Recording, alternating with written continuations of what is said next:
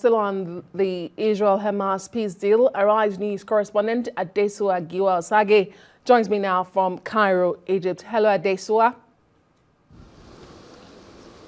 Good evening, Adesua. Lovely to see you, namesake. Great.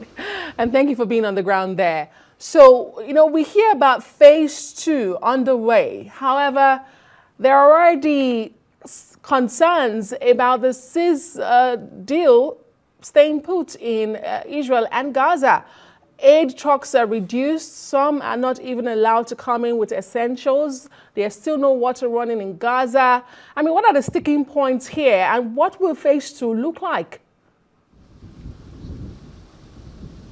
Well, very importantly, as you pointed out, aid is a huge issue here. Now, I'm in Sharm el-Sheikh, where the negotiations were happening. The WHO says that medical aid is required in Gaza immediately.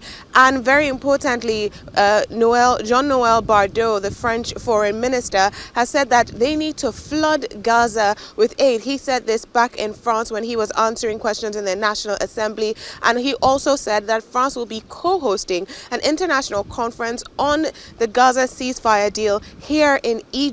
He also said that along with the US and the UK, that they were going to present a resolution at the UN Security Council to establish a stabilizing force for Gaza and for lasting peace in the region. Now, in opposition to that, or a bit slightly different from that, is what US President Donald Trump has said, which is that he does not believe that American forces are needed on the ground here. But he has said, speaking specifically about the difficulties in returning the bodies of Israeli hostages, he said that Hamas is digging and it's a gruesome task, and saying that there are bodies buried underneath the rubble. Now, a developing story is that in the past hour, 2 bodies have been returned to Israeli custody by the Red Cross. They were picked up from northern Gaza, and they are currently undergoing identification by the Israeli Forensic National Laboratory there to make sure that those 2 bodies that were just returned are actually Israeli hostages that they're looking for. So a lot of things are developing here, but as you said, yes, aid is crucial. Maintaining the ceasefire itself is crucial, but it does seem that a lot of stakeholders are invested in maintaining this ceasefire. That does sound good, Adesua.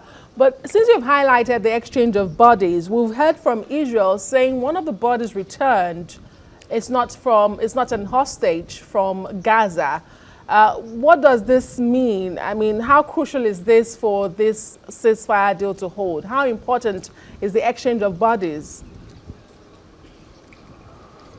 Now, this exchange of bodies is incredibly important, and it does have a very long history. If we remember, in February of this year, the bodies of dead hostages, 4 bodies of dead hostages, they were exchanged for 600 Palestinian prisoners and detainees at that point in time. That was just February of this year.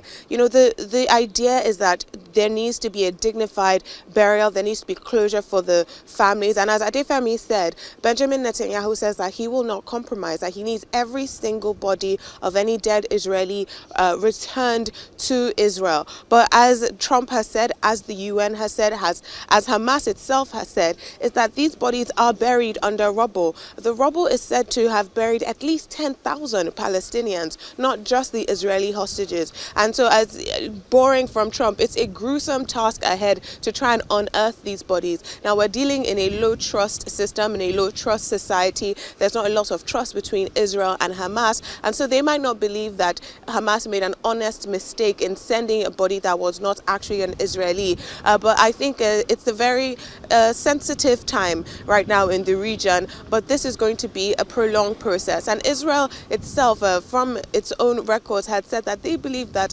returning and retrieving all these bodies would be a very difficult task because of the state of Gaza itself. Thank you very much for the update and for the work you do there at Adesua Giwa-Osage in Sharm el-Sheikh in Egypt.